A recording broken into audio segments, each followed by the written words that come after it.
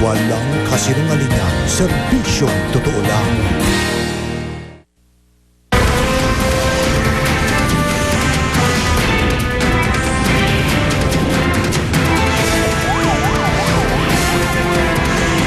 Saksi!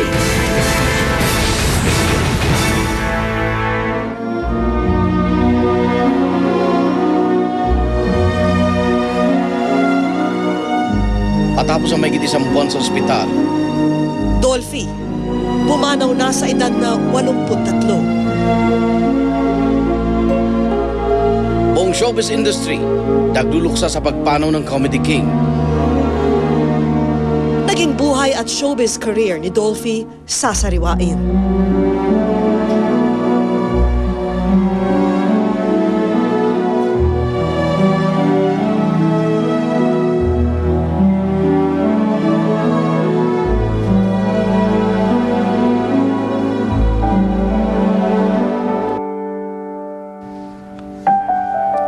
Nagduluksa pang buong bansa sa pagpanaw ng hari ng komedya, si Dolphy o Rodolfo Vera Quezon Sr. sa edad na 83. Alas 8:34 ngayong gabi nang bawian ng buhay ang Comedy King, 15 araw bago ang kanyang kaarawan. At live mula sa Makati Medical Center, saksi si Ivan Mayrina.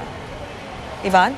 Igan, Vicky, nagdadalamhati ang buong sambayanan sa pagpanaw ng ating Comedy King na si Dolphy.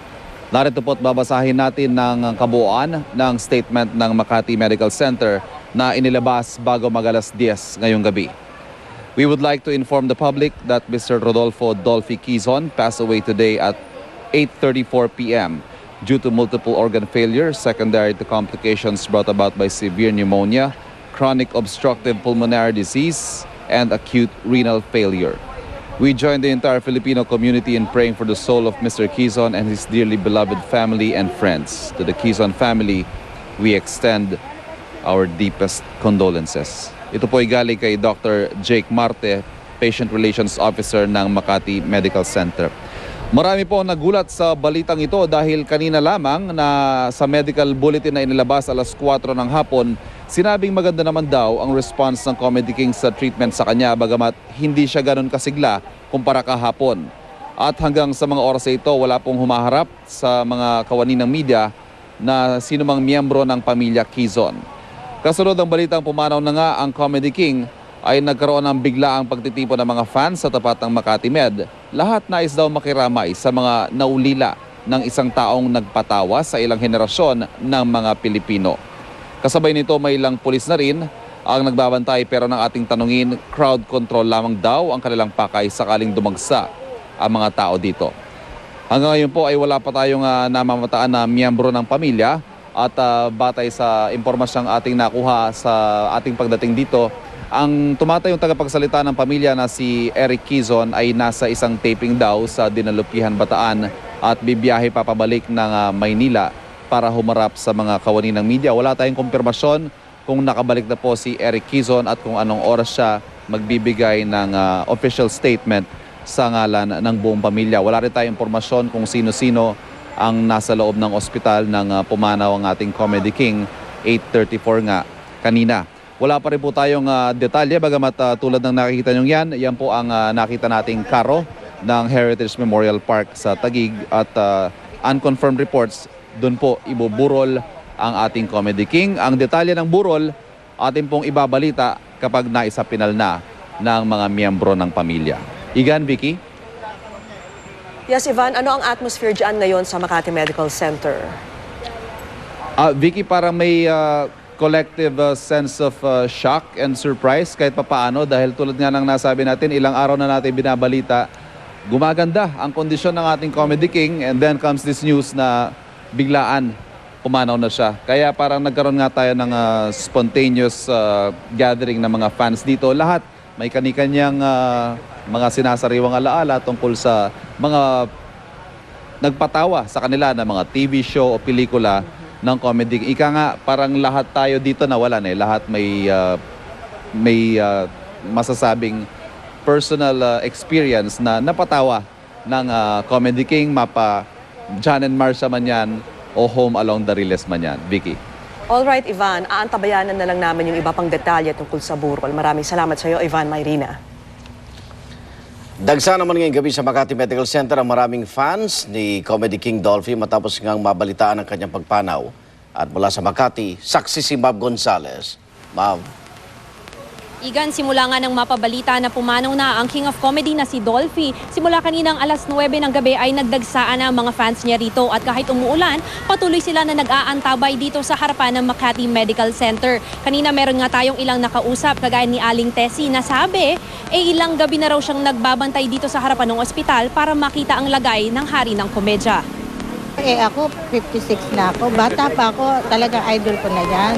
Nung pa ako linggo rito, nabalitaan ko si Dolphy na gusto ko siya makita, bawal naman pala pumasok dyan.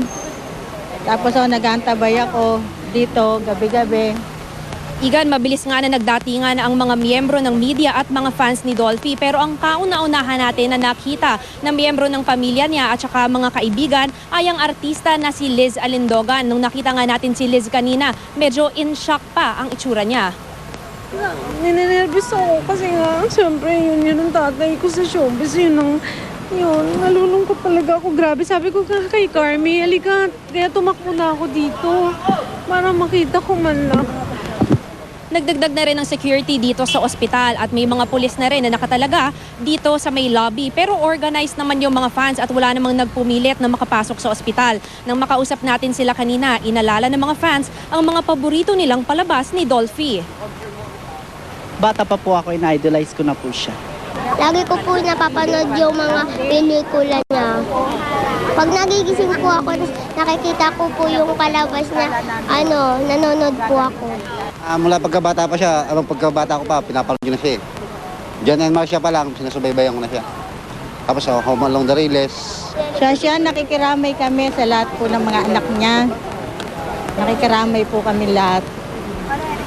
Igan, hanggang ngayon marami pa ring mga fans na nag-aantabay dito sa labas ng ospital para nga marinig ang mensahe ng pamilya ni Dolphy. Paalala naman ng pulisya, wag silang masyadong lumapit doon sa ospital para hindi maharangan yung driveway. Pero dahil nga patuloy ang pagulan dito sa Makati City, pinayagan na rin sila maski doon lamang sa waiting shed sa harapan ng ospital. At yan ang latest mula dito sa Makati City. Ako si Mav Gonzales, ang inyong saksi. Makibalita rin tayo kay Victoria Tulad na nasa Makati Medical Center sa ngayon. Victoria?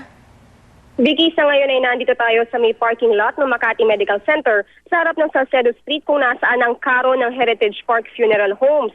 Pasado alas 10:30 ng gabi kanina nang dumating umano itong karo at ngayon ay naka-standby sa pinto ng ospital. Narito na rin ang isang itim na pick-up ng Heritage Park. Sinalubong daw ng mga anak ng Comedy King na sina Epi Quizon at Boy 2 Quizon ang mga tauhan ng Heritage Park at sinamahan papasok ng ospital. Sa ngayon ay hindi pa muli natin sila namataan at hindi rin sumasagot ang driver ng karo kung saan nila dadalhin ang mga labi ni Dolphy. Tikom din ang bibig nila kung anong oras sila alis dito sa ospital at kung sino-sino ang sasama sa kanila papunta sa punerarya. At yan muna ang latest mula dito sa Makati Medical Center. Ako si Victoria Tulad, ang inyong saksi.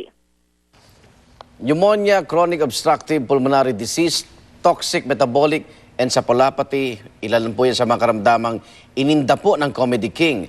Pero kasabay nito ay nasaksihan din natin ang katatagan ng hari ng komedya sa pinakamalaking laban ng kanyang buhay. Saksi si Lars Santiago. Bagamat nakakangiti pa noon, bakas na ang panghihina ni Comedy King Dolphy nang huli kong bisitahin noong June 3. Matapos ang 6 na araw, isinugod na siya sa ospital.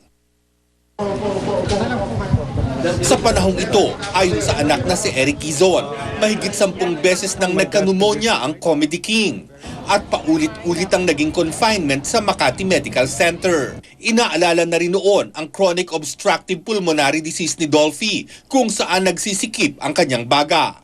Para lumuwag ang paghinga, sumailalim sa tracheostomy o binutasan at nilagyan ng tubo ang kanyang leeg patungo sa trachea o windpipe. I'm asking for everyone's prayers na sana yung mga kasi nagde-deteriorate yung kanyang condition. So sana lang magbago yon in the next few hours. And then like I said, we're hoping for a miracle. Habang nasa ospital nitong Hunyo, ininda rin ni Dolphy ang toxic metabolic encephalopathy o yung di maayos na pagsala ng kanyang bato o kidney sa mga toxin na naipon sa kanyang katawan kasunod ng mahabang gamutan. Kaya naman may ilang beses ding ipinadialysis ang Comedy King na sa ilang pagkakataon ay nagpabilis naman sa tibok ng kanyang puso kasabay ng pagbagsak ng kanyang presyon. Bago nito, naoperahan na ang kanyang kidney at sumailalim sa bypass operation. Sa gitna ng lahat ng ito, lalo pang humina ang immune system ni Dolphy. Nagkaroon ng hemorrhaging o pagdurugo sa loob ng kanyang katawan, gayon din ang hematoma o mga pasa. Nangailangan din siya ng blood transfusion dahil naman sa pagbaba ng kanyang hemoglobin count. Bumaba rin ang kanyang platelet count at potassium level. Thank you pala dun sa nag-donate, mga boxers ng Elorde Gym. Kaya medyo malakas-lakas din yung dugo siguro. So sana makatulong yun.